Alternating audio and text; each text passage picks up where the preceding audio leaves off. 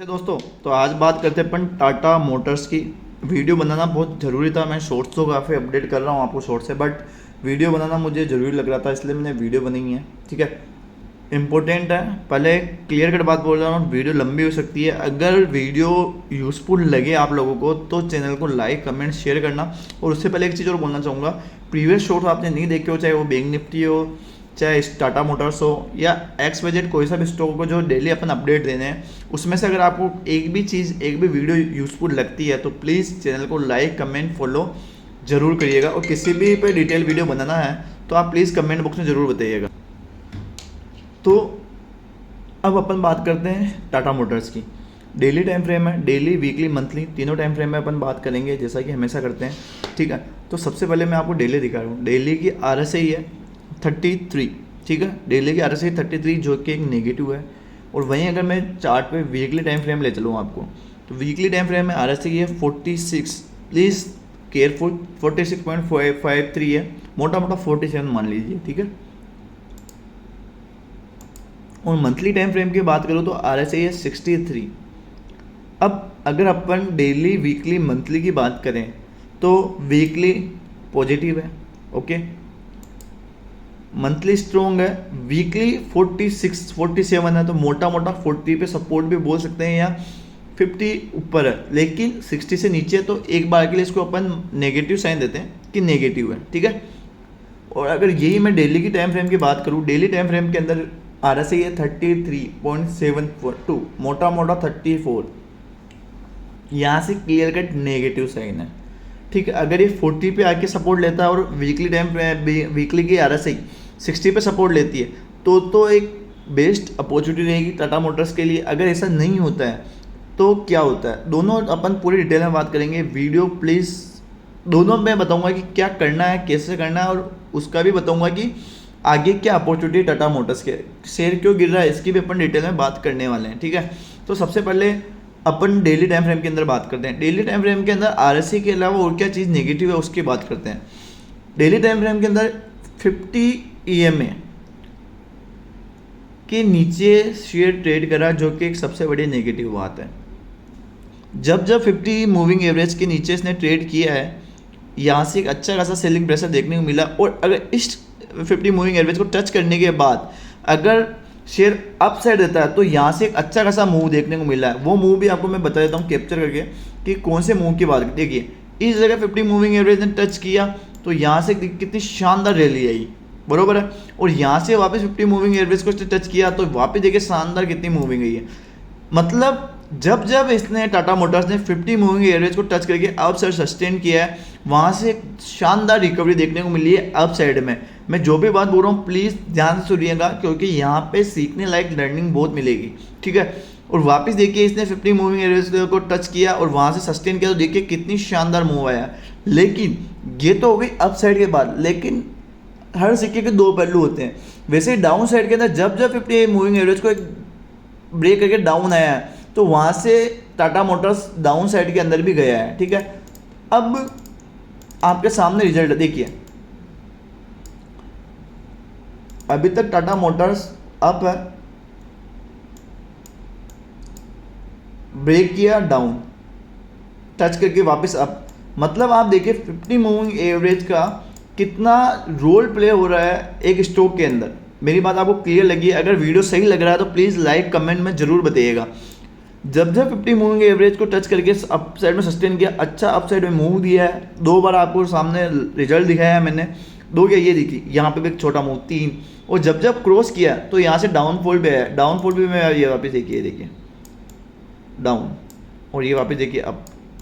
मतलब ये चीज़ तो आपको क्लियर हो गई होगी कि 50 मूविंग एवरेज के अंदर अगर ब्रेक करता है, अप साइड में सस्टेन करता है, तो वहाँ से कितना इम्पेक्ट पड़ता है। तो इन्वेस्टमेंट, अगर आप लॉन्ग टर्म इन्वेस्टर है तो आपको एक चीज़ क्लियर लगा हुआ है कि यार गजब बात है, मतलब आपको इन्वेस्टमेंट करने का तरीका भी आ जाता है। 50 मूविंग एवरेज पे अगर आपको स्टॉक बाय कर रहे हैं तो आपको प्रीवियस डे का लो को ऐसा लगा के या प्रीवियस लो को ऐसा लगा के आप इन्वेस्टमेंट कर सकते हैं। ठीक है, मतलब इन्वेस्टमेंट के लिए भी आपको अगर एक छोटा सा पॉइंट मिला है वीडियो के अंदर तो आप सीख सकते हैं। ठीक है, तो मैंने एक चीज़ क्लियर करी है, जब जब 50 मूविंग एवरेज को ब्रेक किया है और डाउन साइड में सस्टेन किया तो वहाँ से एक अच्छा खासा डाउन साइड मूव देखने को मिला है, और जितनी बार अप साइड के अंदर सस्टेन करके अप साइड हुआ है उतनी बार एक बड़ा मूव दिखा है अप साइड के अंदर। ये तो आपको चीज़ क्लियर हो गई होगी टाटा मोटर्स के अंदर। लेकिन अभी रिसेंटली टाटा मोटर्स ने 50 डे मूविंग एवरेज को यहाँ से ब्रेक कर दिया। 50 डे मूविंग एवरेज को यहाँ से इसने क्या कर दिया, ब्रेक कर दिया। तो यहाँ से एक डाउन साइड टाटा मोटर्स में आपको देखने को मिल रहा है। क्लियर कट है। अब टाटा मोटर्स के अंदर करना क्या है उसकी बात करनी है, लेकिन वो अभी मैं नहीं बताने वाला क्योंकि थोड़ा सा कुछ और सिखाना है, वो सिखाने के बाद मैं आपको आगे बात करूँगा। तो डेली टाइम फ्रेम के अंदर नेगेटिव क्या क्या क्या है, RSI नेगेटिव है, चार्ट के अंदर वॉल्यूम नेगेटिव है, 50 डे मूविंग एवरेज को क्रॉस कर दिया है। तो ये तीन चीज़ें बहुत बड़ी होती है टाटा मोटर्स के लिए, जो कि यहाँ से एक नेगेटिव इम्पैक्ट क्रिएट करती है टाटा मोटर्स के लिए आने वाले कुछ दिन के लिए। और अगर मार्केट में करेक्शन आ गया, क्योंकि मार्केट है लाइफ टाइम हाई, निफ्टी 26,000 आज ब्रेक कर चुका है, बैंक निफ्टी भी अच्छा खासा अपसाइड में है, तो कहीं ना कहीं मार्केट अगर वहाँ से थोड़ा सा प्रॉफिट बुकिंग आती है तो उस प्रॉफिट बुकिंग के डर से, पैनिक से भी मार्केट के अंदर अच्छा खासा सेलिंग देखने को मिलेगा, और उस सेलिंग में टाटा मोटर्स के में भी गिरावट होने को देखने को मिल सकती है। ये चीज़ हो गई आपकी क्लियर बात। तो वो अपने को करना क्या है, क्योंकि अभी जिस लेवल पे टाटा मोटर्स सस्टेन कर रहा है 963.60, मतलब मोटा मोटा 964 रुपये पे टाटा मोटर्स अभी कर ले रहा है। तो यहाँ से अपने को करेंट बाइंग करनी चाहिए या रुकना चाहिए, और उसका एसएल क्या होने वाला है उसके ऊपर मैं बात करूँगा। लेकिन उससे पहले मैं वीकली टाइम फ्रेम के चार्ट पे चलता हूँ। वीकली टाइम फ्रेम में जब मैंने चार्ट निकाला तो वीकली टाइम फ्रेम के चार्ट में एक चीज़ देखने को मिली कि अभी तक 50 मूविंग एवरेज को इसने ब्रेक नहीं किया है, ठीक है, और अच्छी खासी ट्रेंड लाइन पे सपोर्ट कर रहा है, जो कि मैंने अभी डेली टाइम फ्रेम में बताई थी आपको। तो क्लियर कट नोट करके रखे, RSI 46 है, ठीक है, 50 डे मूविंग एवरेज को इसने ब्रेक नहीं किया है, नोट कर लेना, ये चीज़ बहुत इंपॉर्टेंट होने वाली है। मंथली टाइम फ्रेम के अंदर चलूँ मैं, तो मंथली टाइम फ्रेम के अंदर 50 मूविंग एवरेज को क्रॉस नहीं किया है, पॉजिटिव बात है। RSI है 63, वो भी एक पॉजिटिव बात है। चार्ट के अंदर वॉल्यूम, क्योंकि प्रॉफिट बुकिंग आई है 1200 रुपये से लगातार गिर रहा है स्टॉक, तो वहाँ से कहीं ना कहीं वॉल्यूम नहीं है, ठीक है, केवल एक नेगेटिव है, दो पॉजिटिव है वीकली मंथली टाइम फ्रेम के अंदर। अब वापस मैं, अगर ये चीज़ क्लियर हो गई आपको, तो मैं वापस डेली टाइम फ्रेम में आना चाहूँगा। डेली टाइम फ्रेम में आने के बाद आपको एक चीज़ क्लियर करके सिखा देता हूँ।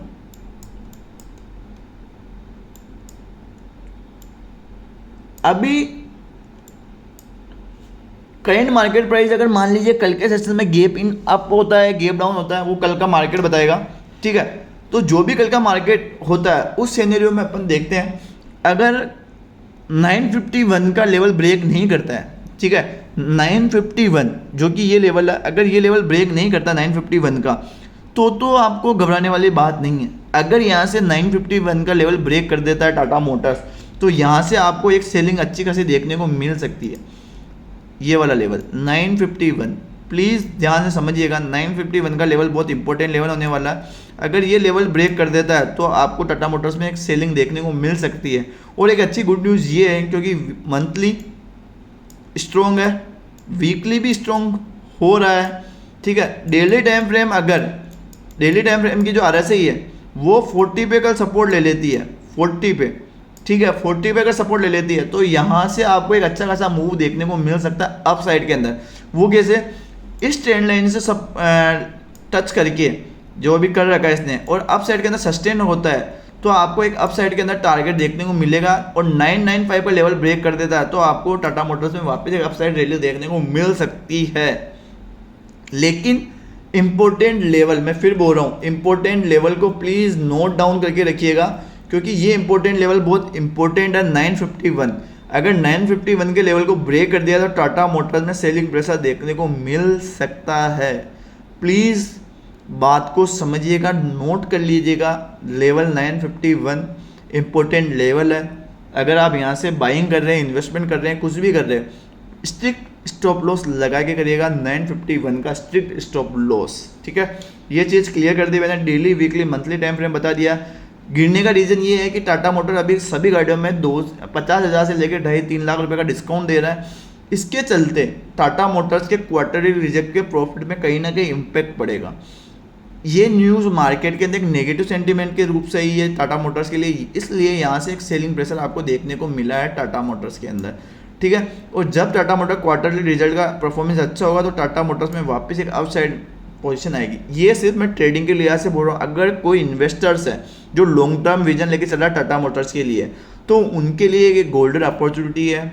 हर 2-5% की गिरावट में बाय ऑन डिप की स्ट्रेटेजी रख के अपना पोर्टफोलियो में टाटा मोटर्स के क्वांटिटी स्ट्रॉन्ग कर सकता है, अपॉर्चुनिटी है, ठीक है। वीडियो कैसी लगी, नॉलेजेबल है, प्लीज़ कमेंट में ज़रूर बताइएगा। चैनल पे नए हैं तो प्लीज़ सब्सक्राइब भी ज़रूर करिएगा। Thank you guys.